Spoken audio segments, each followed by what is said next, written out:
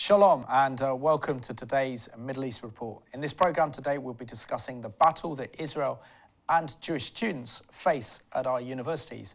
And we'll be talking about this new war against Israel in our academic institutions.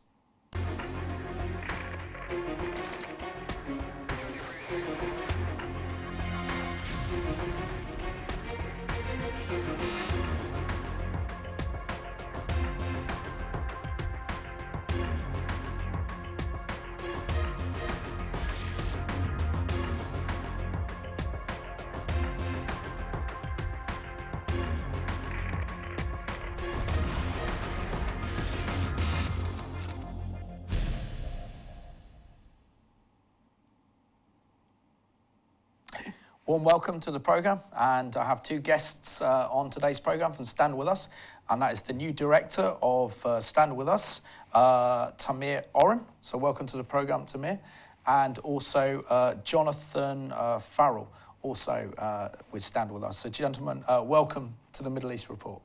I'll start off with you, Tamir. Congratulations on your new appointment as director for Stand With Us in the UK. It's a fabulous organisation. I know that Stand With Us do great work for Israel, particularly amongst the students around the world. So it's great that you've been appointed to this position. But can you share something about your family background, growing up and living in Israel, and how you became such a strong and passionate Zionist and supporter of the one and only truly Jewish state, and that's the state of Israel? Sure thing. So first of all, thank you for having me. Pleasure. I am from Israel. I moved here to the UK a year and a half ago. I was raised in a small village 25 minutes from Tel Aviv called Matan. And I joined the military, the IDF, Israel Defense Forces, in 2006 to defend Israel, defend my family, and defend my friends. And from that point, I served as an IDF paratrooper soldier, commander, and officer defending Israel's borders south, east, west, and north. Participated in a few military operations in a war, and basically defended Israel until I decided to leave the army, start my studies, and move to the UK. Excellent. So now you're engaged in another war, and that's defending Israel on our university campuses. So it's great to have you on the programme. And Jonathan, it's great to have you on the programme as well. And what I really am so encouraged by you both is that here we have a committed Christian and an Israeli, a Jewish person, working together in defence of Israel and the Jewish people. So can you share with us your faith, Jonathan, how you came to faith in the Lord Jesus Christ and how he's given you such a love and passion for his land and his people? Yeah, absolutely. Well, first of all, thank you for having me. It's a real pleasure to meet you and be here. As you said, I'm a Christian. Grew up, praise God, in a Christian family. So I was, in church from day one. But I really didn't have an understanding of Israel biblically growing up within the church that I grew up in. And actually, it wasn't until I was about 7 years old that I really chose or I became a Christian in the Lord by his grace, changed my heart and saved me. And I really began a process of being aware, I think, of spiritual things in a really new and profound way. And it really began on the Israel side of things when I was about nine, maybe even early teens, kind of 12 or 13. As a young Christian, I really suffered from nightmares, really bad night terrors, and I always understood them to be spiritual attacks in many ways. And during my early teens, I remember praying to the Lord, saying, don't want to have these night terrors. I want to hear from you in dreams. And there was two dreams that I had when I was about 12 or 13, in which they were exclusively about Israel. In a really profound and life-changing way. Bearing in mind, my knowledge of Israel from the Bible was limited to VeggieTales production videos that I would sit and watch with my sister after church on a Sunday. And in these two dreams, one of them hit me very profoundly. One was about the destruction of Jerusalem and about seeing the gates of Jerusalem and the walls of Jerusalem being taken over and conquered. And another dream I had in the next day was of me in Israel, in a group of children in a classroom, but not really knowing what it was about and not being able to discern really what that really meant. But that was the process where I believe the Lord really planted a seed in my heart, and I just held it close to my heart ever since, and that's really where the story began. Incredible, incredible. You had that supernatural encounter with the Lord, and He laid you His love and passion for Israel and Jerusalem on hell. That's great, Jonathan. And to me, I mean, you told earlier that you were a commander in the IDF and that you fought in Gaza. For some of our viewers, can you share some of that experience of actually leading your soldiers into battle against such a terrorist organisation such as Hamas, who do not comply with the Geneva Convention, who use asymmetrical warfare, who use women and children as human shields? Can you share with us some of the challenges that you faced as a commander in the IDF? Definitely. So in 2008, I found myself as a young paratrooper officer defending the border between Israel and Gaza. I had 25 soldiers, and our mission was to patrol the border, make sure terrorists are not infiltrating the border, planting explosives, and firing missiles towards Israel. We have to understand that between 2000 and 2008, 8,000 missiles were fired at Israel. 8,000 missiles. People were running for shelter on a daily basis, if you're at school, if you're at work, hospital, and so on. And I found myself on that border defending my people, but running to shelter with Israelis who were going to a mosque, to church, or to synagogue every day and living their lives. And I received the mission as part of Operation Protective Edge to enter the Gaza Strip and to neutralize those missiles that were firing at my people. And that I did.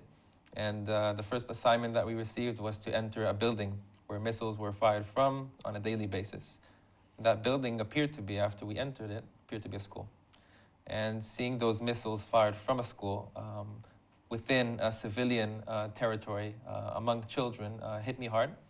The school, part of it was booby-trapped, and hate messages were just across the school. And being there, defending my people, and seeing the hatred and incitement from a very young age within Gaza was very disturbing to me. And I saw how these children were used as human shields physically. So that was something very meaningful. And from that point onwards, I decided to share my personal story about Israel, about my experiences, and to talk to whoever wants to hear about the truth that lies in Israel and in the Gaza Strip. And I always say, as a soldier, I'm not fighting the people of Gaza, but the terrorist organization called Hamas, for example. And that's what I did back then. I'm willing to share my story with whoever wants to listen. Excellent. So I appreciate that, Tamir. And Jonathan, you attended the University of Exeter, which I know that university very well, and I know Exeter very well, having spent a lot of time growing up there. What were the challenges of facing Israel and Jewish students at Exeter that you experienced yourself? So I joined the university in 2013, and when I joined, I was studying politics and Arabic, and I quickly came to the knowledge that the way the discussion on Israel on campus was being delivered was incredibly hostile to Israel and the right of the Jewish people to live as a people in safety in their homeland. And I saw this idea, the idea of Israel, not even simply the politics of contemporary Israel, but the very idea of Israel, and its existence attacked regularly within the academic environment and also within the student body.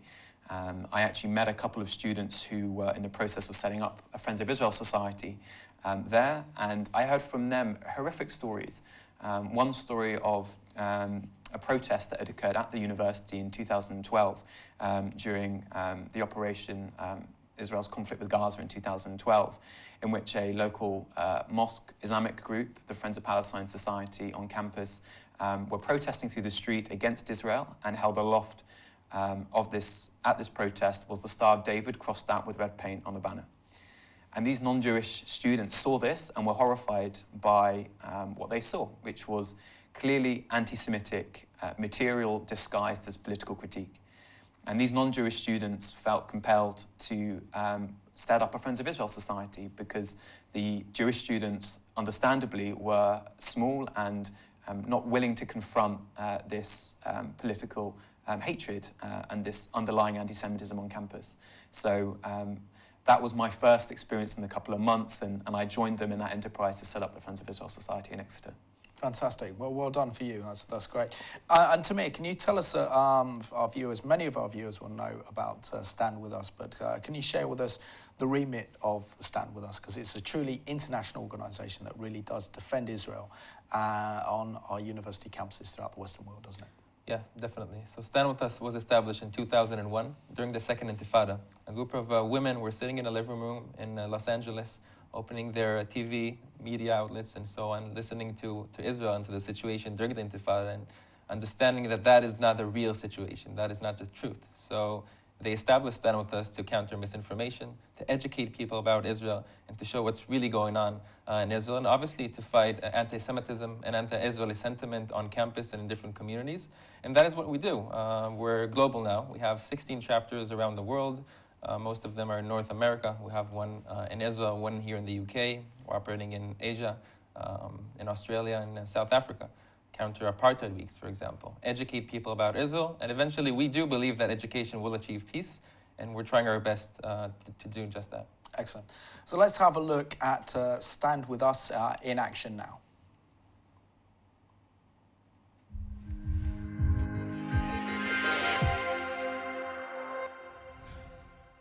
Since Israel's rebirth in 1948, it has survived multiple wars. But now, in addition to physical threats, Israel also faces a sophisticated global PR campaign to undermine its very right to exist, the war of words and images. Since 2001, Stand With Us has been on the front lines of this new battle. As an education organization, we are inspired by our love of Israel as the ancestral homeland of the Jewish people, and our belief that education is the road to peace.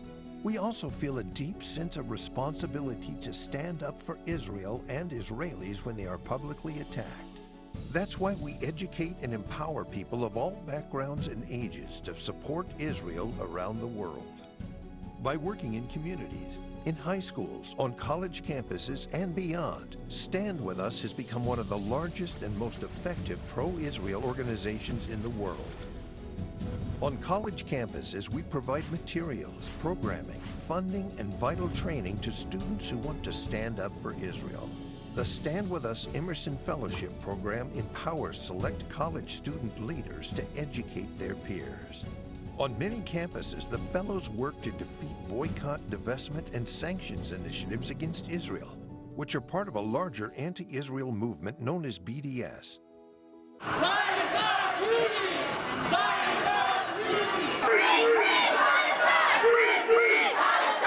The fellows also utilize the Stand With Us research staff to debunk anti-Israel propaganda. In 2012, our high school department was born. The Stand With Us High School Internship is a leadership initiative that prepares high school students for the anti-Israel challenges they will face in college. The interns participate in a year-long program that offers guidance and funding to run inspiring programming in their high schools and youth groups. Each year, the interns organize programs that touch more than 50,000 students across North America. And Stand With Us doesn't just focus on the U.S. We have programs and offices in Canada, China, the UK, Australia, South Africa, and of course, Israel itself. Israelis are Israel's best resources, but even they need proper training in order to be ambassadors for their country. Our Stand With Us Israel Fellowship Program is a highly sought-after internship in public diplomacy, accepting 175 of the best and brightest students from Israeli universities each year.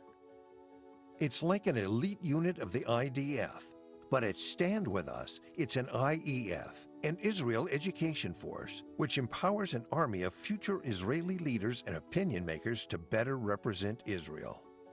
Our Stand With Us Israel Fellows create projects that tell Israel's story globally. Thanks to their efforts, people come from all over the world to attend our annual conferences in Israel on international law, medical ethics, and women's rights. Influential bloggers, Instagrammers, journalists, and food critics have also visited Israel through programs created by the Stand With Us Israel Fellows, educating millions of their followers through social media.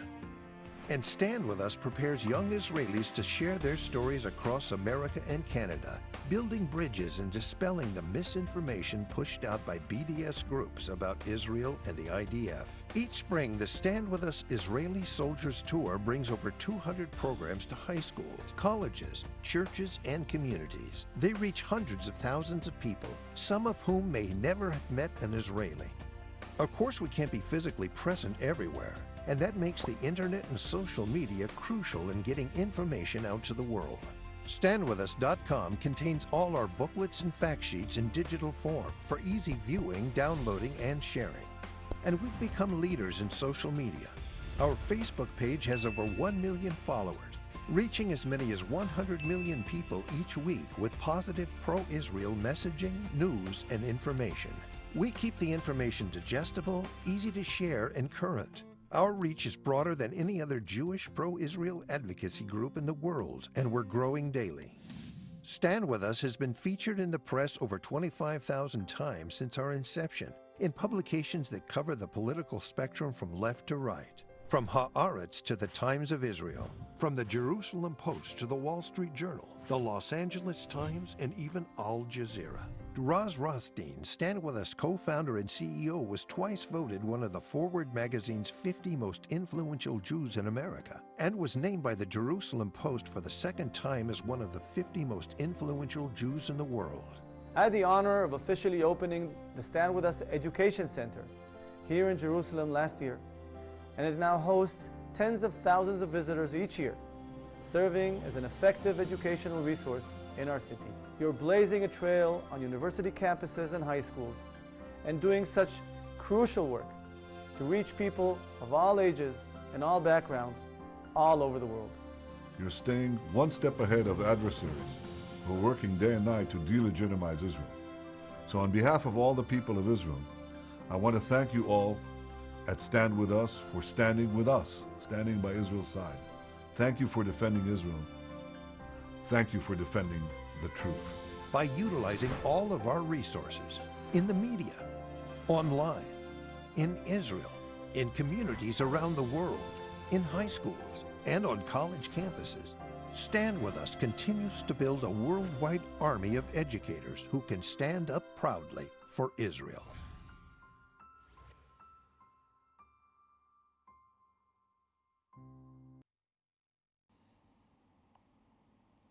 As you can see, incredible work carried out by Stand With Us throughout the world in defending Israel and the Jewish people, particularly at university campuses. Jonathan, what does Stand With Us really mean to you, considering that you're a committed Christian, you're a Christian Zionist, and you have such a prominent role in the new UK office of Stand With Us? What does that say about the organisation? Wonderful. Stand With Us is a family.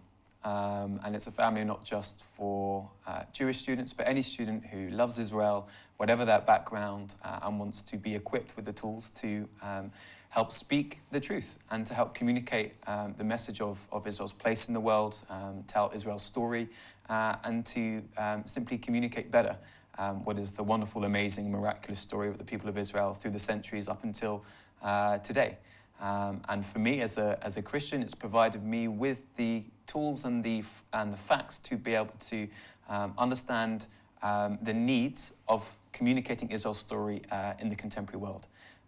It's helped inform me of the of those facts and to communicate in a secular environment where the battle is just as much needed as it is in the church. Excellent. And Tamir, I mean, it's a long time ago that I was at university, about 20 years ago. I attended the University of Manchester, and I know then that Israel had a tough time on university campuses. Jewish students had a tough time, but I understand the situation is 100 times worse now. So can you describe for us the level of anti-Israel activities that we're seeing across our university campuses in Britain against Israel, and also the rise of anti-Semitism and attacks on Jewish students? So as I said before, I fought in the battlefield in Gaza a few years ago, and I feel like we're fighting a different war on social media, a war of words and images online and physically on campus. And you can see that throughout the UK, students who are banned from WhatsApp groups, for example, that's from the grassroots level, to professors who are trying to cut PhD fundings for students just because they are either pro-Israel or neutral about the situation in Israel.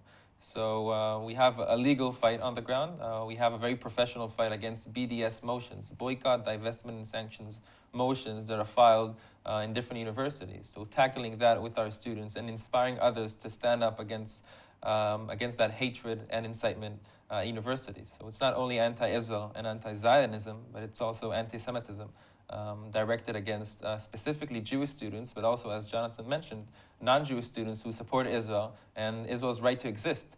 That is something that is not clear today in UK campuses. And Jonathan, it's sadly a very depressing picture when we look at what's happening to academia in particular, and how conferences are being organised that question Israel's very right to exist as a state, and yet there are no other conferences on any other nation questioning their very international legitimacy, as well as attacks on Jewish students and abuse that many Jewish students face because they defend Israel and the Jewish people. How do you think the situation has got this bad? I think it's a process, and it's been a long process, I think, in which we have at universities professors who have used the platform of their academics to push an overtly political narrative. Anybody who tells you whether they study history or politics and it pretends to be neutral, it's a joke. All academics is not neutral and unbiased, but all supports an agenda. And we see a curious and ultimately anti-Semitic fascination with the Jewish state exclusively beyond all other earthly conflicts, and the need to attack the foundations of the right of Jewish people to be not only recognized as a people, as a nation, but to have that nation revived physically and recognized in the state of Israel today. I think it's widespread, and I think the challenges, unfortunately, go a lot deeper, almost generational. In every generation, we find a focus on Israel in this negative way developing. And Tamir, we have to put this in context, don't we? Because, you know, academia itself is at threat. If our universities throughout the Western world continue to allow this anti-Israel bias to continue, not allowing, say, Israeli lecturers to speak at universities, or Israeli diplomats, or Israeli soldiers who want to share their experience, then the whole concept of freedom of academia is at threat. What are the consequences if our university principals don't get to grips with this anti-Israel activities on their campuses? So, in my opinion, it's very simple. Universities are like a bottleneck. All the future leaders in the UK and in the world are going through different universities, and specifically here in the UK. International leaders are coming from the UK, educated here in the UK, are coming through our universities here. So when they experience that from faculty, when they understand and get the atmosphere from different students on the ground, they will be educated in a different way to either hate Israel or share a different sentiment about Israel around the world, which is not a positive one, which is rather a negative one. So it's not only anti-Israel, but it becomes anti-Semitic very quickly. So if we take universities and we want to educate leaders in like 15 or 20 years, we need to work better and harder to make sure that these incidents don't happen on a daily and weekly basis in the UK. So let's have a look now at some of the problems that many Jewish students face at our universities, because the level of hostility directed against Israel and against Jewish students is increasing. So let's just remind ourselves of what is actually taking place at many of our universities in this country. In October, the Friends of Israel Society at UCL hosted a speaker on campus, and that night I was assaulted. I was pushed against the double doors of a lecture hall by a girl. Her back was against me. She was choking me with her shoulders. I had a panic attack, and I couldn't stop not only crying, but I couldn't stop this fear rising in me. When I first came to London as an Israeli, I heard a lot about UK campuses, about anti-Semitism, about anti-Israel sentiment, about anti-Semite professors, and about tough situations on campus. The atmosphere isn't very pleasant for Israel supporters. The pro-Palestinian narrative dominates everything.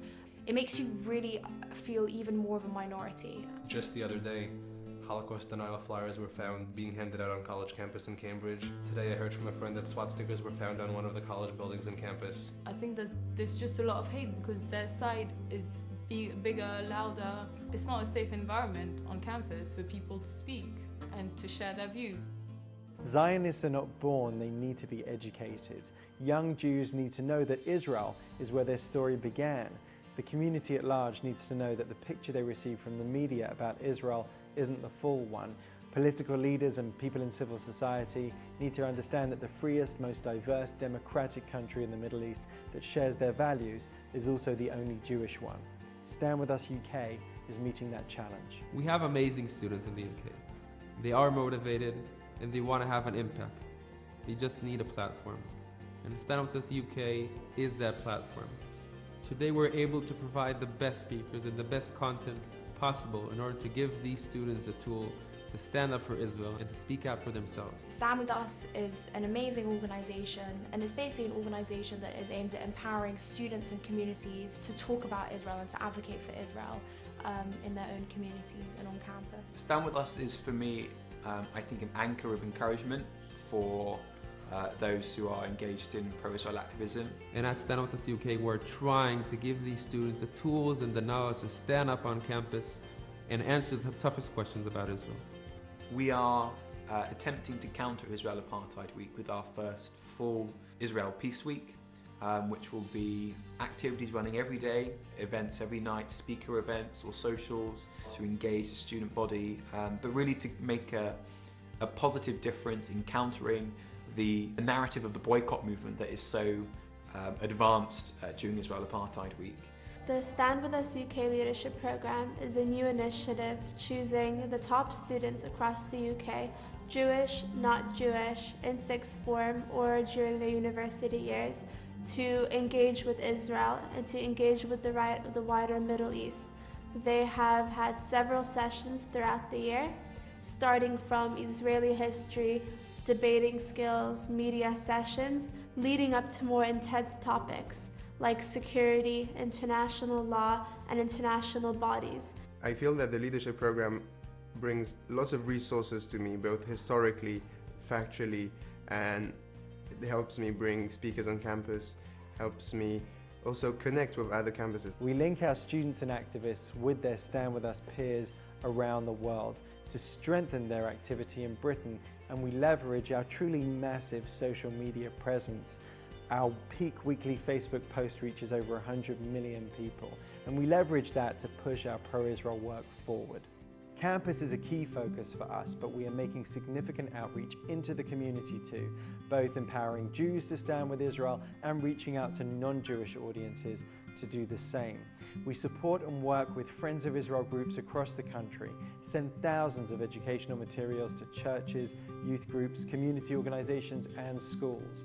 When anti-Israel groups try to initiate boycotts, we advise businesses on how to deal with the challenge and rally to support those under fire from BDS. Stand With Us has the ability to reach British audiences in Israel too. We host over 20,000 visitors to the Stand With Us Centre in Jerusalem who take part in our educational sessions, including many Brits. They learn more about Israel, and it allows them to separate the facts from the misinformation that they so often hear. Stand With Us UK is student-focused. From sixth form to university, we're trying to give them the tools and to experience Israel first-hand in order to see Israel themselves and then speak about Israel and share their own personal story. And to say, I support Israel and I know how to answer your question.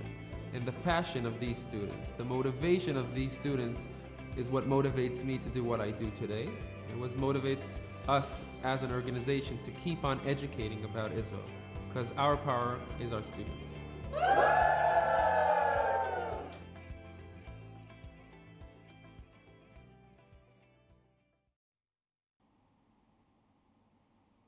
That gives you a little bit of an insight into the challenges facing many Jewish students across our nation at our university campuses with the rise of anti-Israel hatred that we're seeing. And this is something that we all need to stand against. Jonathan, it was a long time since I was at university. And I said earlier, 20 years ago, from 1995 to 98. But in 1996, after I spent 3 months in Israel with the Hebrew University of Jerusalem, I came back. I didn't want to come. I didn't want to come back to Manchester. I wanted to stay in Israel. But when I came back, it was almost as if a war was taking place at campus, primarily because the Israeli Prime Minister then and now, Benjamin Netanyahu, opened the tunnels in Jerusalem, which sparked a wave of violence by the Palestinian Authority shooting Israeli soldiers, which instigated a conflict for about a week, I think. But we saw that magnified when I went back to University of Manchester, and in particular the Islamic Society wanted to ban JSOC, the Jewish Society, because of its association with Israel, but used that as a pretext in order to Islamicize the Students' Union. And they are recognised, working and campaigning with my Jewish friends, the level of hostility facing Israel. Now, what is it like now if an Israeli lecturer goes to one of our universities to talk, and I've seen this with so many diplomats going to our university trying to speak, and they've been shouted down. Is that what you've seen and experienced? Yes, absolutely. It is still, unfortunately, a regular feature on university campuses. I can give you just one example of many that I could give. One is we had an American-Israeli lecturer coming to a university called Yaron Brook.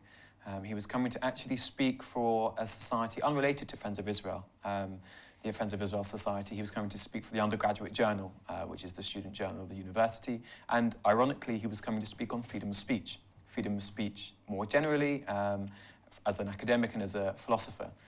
Many years ago, he had made some comments about Zionism, and the fact that he was Israeli and a Zionist motivated a group of pro-Palestinian, or more appropriately anti-Israel students who felt the need to turn up to that event.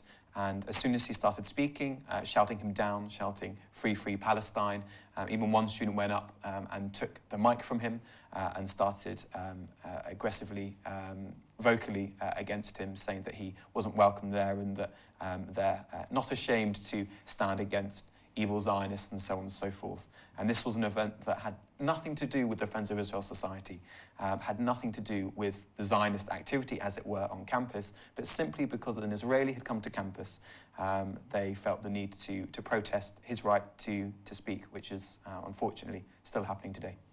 And to me, I think we also need to look at the bigger picture here, don't we, as well? I mean, I studied modern Middle Eastern history, so I was in the Middle Eastern department, but there has been a lot of Arab funding of many universities throughout this country and also the Western world to ensure that principals give a distorted view of the Middle East and also then to promote almost the Arab narrative, as it were, of the Middle East, which we're seeing that becoming less and less tolerant of Israel's situation in the Middle East. How important is it that governments are aware and also ensure that funding does not come from the likes of Saudi Arabia, Qatar, other hostile Middle Eastern nations that are not only hostile to Israel, but are hostile against Western values?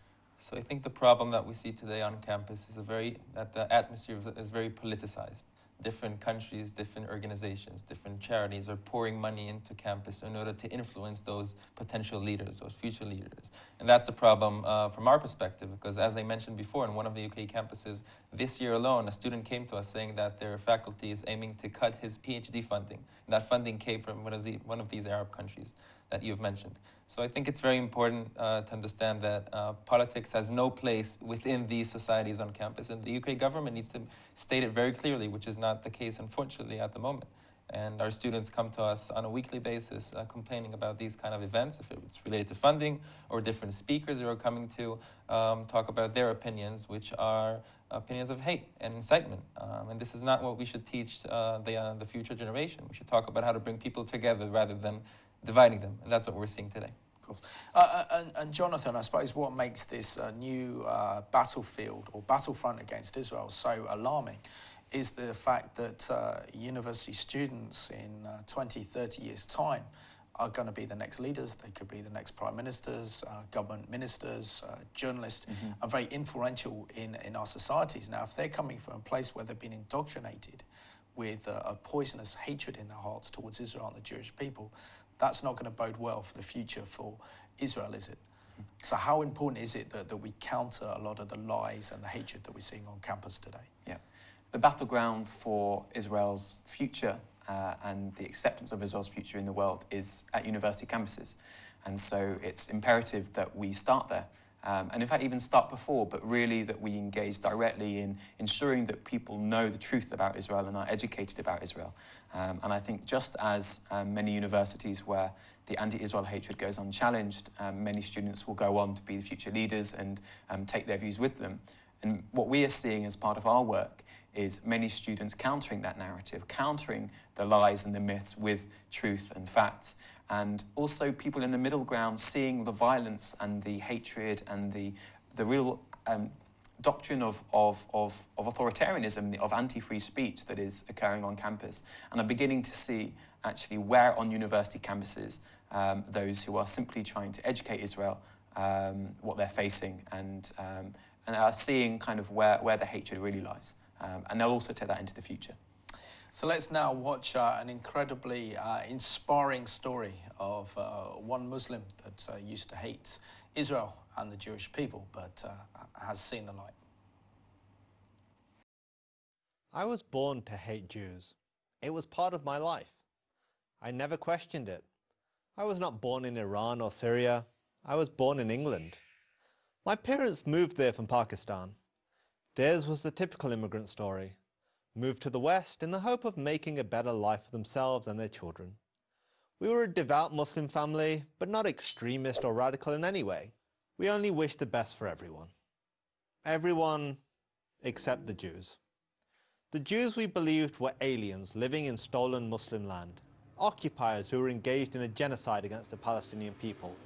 Our hatred, therefore, was justified and righteous, and it made me and my friends vulnerable to the arguments of radical extremists.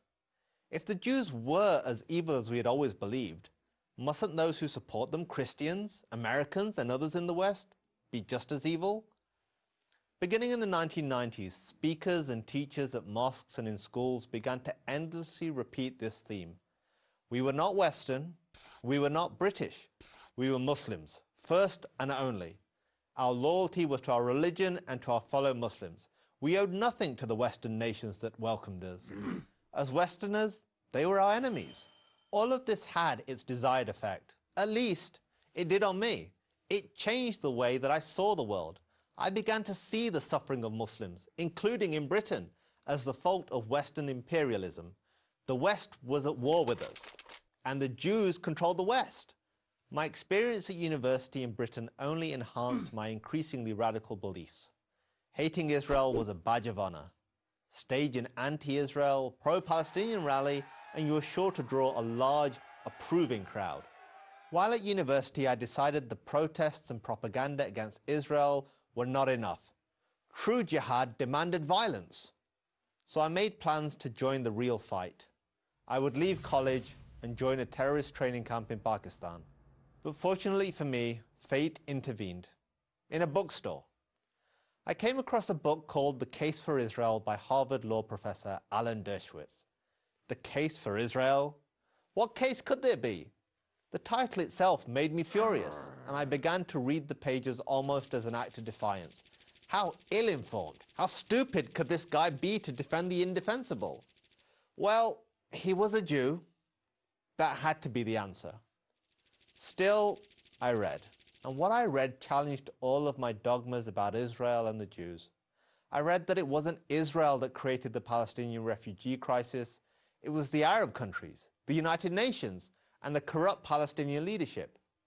I read that Jews didn't exploit the Holocaust to create the State of Israel. The movement to create a modern Jewish state dated back to the 19th century, and ultimately to the beginnings of the Jewish people almost 4,000 years ago. And I read that Israel is not engaged in genocide against the Palestinians.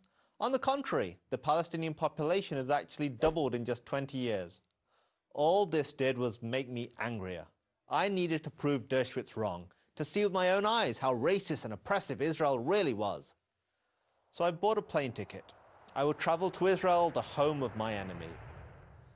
And that's when everything changed. Everything. What I saw with my own eyes was even more challenging than what Dershowitz had written. Instead of apartheid, I saw Muslims, Christians, and Jews coexisting. Instead of hate, I saw acceptance and even compassion. I saw a raucous, modern, liberal democracy, full of flaws, certainly, but fundamentally decent. I saw a country that wanted nothing more than to live in peace with its neighbors. I saw my hatred melting before my eyes. I knew right then what I had to do. Too many people on this planet are consumed with the same hatred that consumed me. They have been taught to despise the Jewish state. Many Muslims by their religion, many others by their college professors or student groups. So here is my challenge to anyone who feels this way. Do what I did. Seek out the truth for yourself. If the truth could change me, it can change anyone. I'm Qasim Hafiz for Prager University.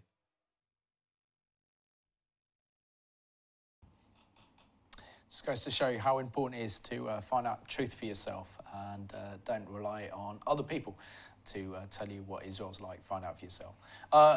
Jonathan, you know, you're part of that you know, generation that is growing up that really follow the crowd, and social media is such a huge part of your generation that there aren't that many kind of free thinkers like yourself that are looking at this situation and finding this for himself. Obviously, you know, you've had the help from the Lord throughout your teenage years, giving you kind of visions and dreams about Israel and the significance. But how can we reach your generation and generation of young Christians like yourself with the truth about Israel and the truth about the Jewish people, so that they engage in this battle for freedom? Because we know that Israel is the apple of God's eye, and what's important to God should be important to us. So how do we counter so many of the false theology that so many young people, and particularly young Christians, have grasped on the whole social gospel, in which they see Israel as the enemy, and they see that you know, the Palestinians are believed to be oppressed, so therefore it's natural then to support the Palestinians against Israel, believing that God has replaced Israel and the Jewish people in his plans with the Christians, known as church replacement theology. Well, my answer would be, and it's a simple one, but it's with the gospel. It's with the gospel. People, I think young Christians do respond to the gospel, and people do respond to faithfully teaching the word of God. And I think actually when people realize that their belief that God is faithful, that God doesn't change, that God doesn't lie, has to be applied equally, consistently across both the Old Testament and the New Testament. And if we take the view, as I think most young Christians who are seeking to be faithful to the Lord in their daily lives, believe that God is faithful, that then just pointing to them, to the scriptures, to say, just as God is faithful to you as a Christian, God is faithful to the people of Israel and his covenants to them. And I think a basic, if we just track back to understand that God is faithful, and that he's faithful to both his church and to his ancient people Israel, then I think people will begin to see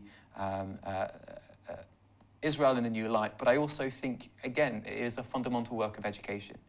People, I think, forget that the people of Israel of old are still here today, and that they, as a nation, exist now today as our neighbours, as those who have made and settled back in their homeland in Israel. And taking young Christians to Israel is a paramount opportunity so that born-again believers can have the Holy Spirit speak to them in their hearts through their experiences in the land. And that way, I think people will hear from God, and God will do the work to change their hearts. Fantastic. And Tamir, we're coming towards the end of the programme, so I really got to ask you, what role can our viewers play in supporting you and in supporting Jonathan, in protecting Israel at our university campuses and standing up against the rise of anti-Semitism? So let's start with social media. Open the Stand With Us UK and Stand With Us Facebook page. Like us, share our content, share our interesting and valuable videos to your audiences and to your crowd. Connect us to people who you think we can actually talk to and make a difference.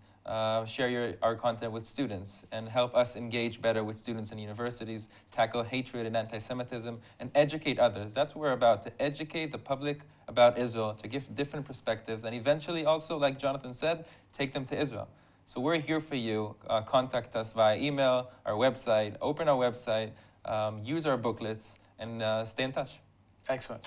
And Jonathan, I've got to say, you're an inspiration.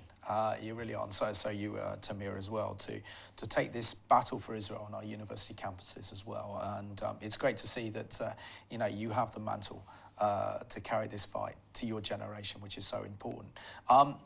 What message have you got for, say, young Christians around your age who don't know much about Israel, about why Israel is so significant, not only to God, but also why Israel is so important and how we should all engage in it?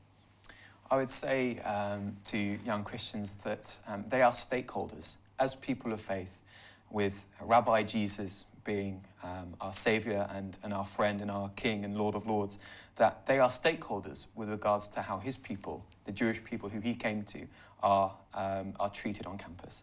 And I would remind them that the attacks against Israel and the Jewish people on campus do extend to the authority and the legitimacy of the word that we hold dear. When people attack the historical connection of the Jewish people to the land, they are attacking the very historical and contextual foundations of the gospel and of our faith. And that if we care truly about the gospel and we care truly about a faithful reading of our scriptures and a faithful obedience in the here and now, then we have to stand up to those who are attacking those foundations and are telling lies about Israel and about the Jewish connection to the land, because ultimately that connection to the land brings us back to our Lord Jesus. And if we love the Lord Jesus, then we should be willing to stand against those who would undermine that truth. And Tamir, I've got to ask you about projects that you're involved in to spread the truth about Israel. Can you share some of the potential projects you've got coming up in the near future? Yes, sure. So we just launched the UK-Israel Leadership Program for university students, and we're basically choosing the top students in the country, Jewish and non-Jewish, for a year-long training program. They're going to hear the best speakers possible and going to listen to the best content in the world in order for them to advocate better for Israel, to educate others for Israel on their specific campuses. 1/4 of our students are non-Jewish. We have Muslim students, we have Christian students, and also we have Jewish students. We have Bangladeshi students, we have Pakistani students, and we have Israeli students. And they all come together, engage, debate with one another in order for them to come equipped with the knowledge and the tools to stand up for what is right on campus. And on the second term of the year, they actually initiate practical projects on campus to educate others. I'll just give one example. Of course. In a university called Imperial College, which I'm sure you know, one of our students decided that because it's a tech-oriented university, he'll take 40 entrepreneurs to Israel. So he fundraised by himself £40,000, and he sent 40 non-Jewish students to Israel as part of a tech trip.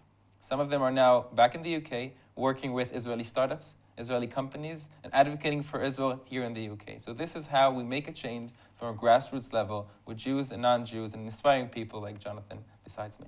Fantastic. Jonathan, I've got to ask you, any Christian students watching this program today will no doubt be inspired by what you guys are doing with Stand With Us, but how can they get involved with the work of Stand With Us? And if there isn't a representative at the university, how can they make a difference in standing for Israel at our universities? Absolutely. Well, first of all, we'd say we're here for you. We are a leading organisation that welcomes you in, no matter what your background, to stand up for Israel and to be educated and equipped to deliver the message to your community and to your university campus. Whether you are at a school or whether you're at a university, you can contact us, as Tamir said, via our website or our Facebook page, and we will come to you and we will provide you with the materials and the community support that you need to be able to be equipped yourself and then take the message to your campus. But also it comes to churches as well. We are here for you in your churches, whether there are youth leaders or young people, young leaders in the church who want to help educate their youth about Israel and about the importance of standing up Israel from a biblical perspective in a secular environment and the importance of that in the here and now, then we're here for you as well. And I cannot say just how much I've been welcomed in by Tamir and the entire community, Jewish and non-Jewish, who are supporting Israel. And so don't be intimidated, know that you're well supported and we're here for you. Tamir, you must be encouraged by guys like Jonathan and others that are taking that fight for Israel at our university campuses as well. What role do you think young Christians can play in standing with Israel at our university campuses? So you know what? Sometimes the message is not what's important, but the messenger is. And when you hear from a Jewish perspective, from a Jewish individual or a student, it's important, it's valuable. But when you hear things about Israel, valuable information from a non-Jew, from a Christian student, that's even more important.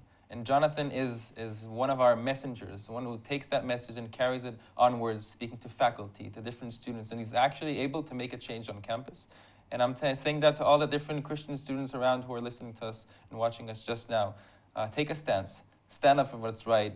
Join us and other amazing organizations who are trying to make a change, because you are the messengers. You can spread the truth, and we're here to support you. Excellent. And Jonathan, it's so important that Christians your age get active and become ambassadors for Israel. How would you equip them to become ambassadors and to be able to speak about the truth that Israel faces in the Middle East today, and why it's so important to stand with the one and only Jewish state in the world? Well, first of all, for Christians, it begins with the Bible. And it begins with recognizing that God is faithful, and that he doesn't change, and that his people are still his people today, here and now. And they need to know that, and they need to be reminded of that, and then to see that their people are their friends and colleagues on campus. But on a practical level, we provide them, Stand With Us, as an organization, with the training, with the advocacy skills, with the practical tools and education to take this message to campus. I will say, when I came to university, I was really ignorant, truly, of the historical, political context of Israel and the issues that Israel faces today. But through Stand With Us, I became emboldened, also with the network of other students who I met, Jewish and non-Jewish, to be able to go to campus and articulate that message in an intellectual way. Guys, I just want to thank you so much for being my guest on today's Middle East Report. I'm deeply encouraged by what you guys are doing, taking the fight with your generation about the truth of Israel, which is so encouraging. So thank you. I think you've both done a great job, and I just want to let you know that I'm sure that our viewers will get behind you, and certainly I'll get behind you as well. So thank you for being on today's programme. And I just want to thank you for watching today's Middle East Report. Sorry about my cold, but I think what we can do is that we can really support guys like Jonathan and Tamir, who are working for Stand With Us, and really taking that fight of Israel to our university campuses. And this is the new battlefront against Israel and against the Jewish people. So let's keep them in our prayers, and let's support them. And I want to thank you for watching today's Middle East Report.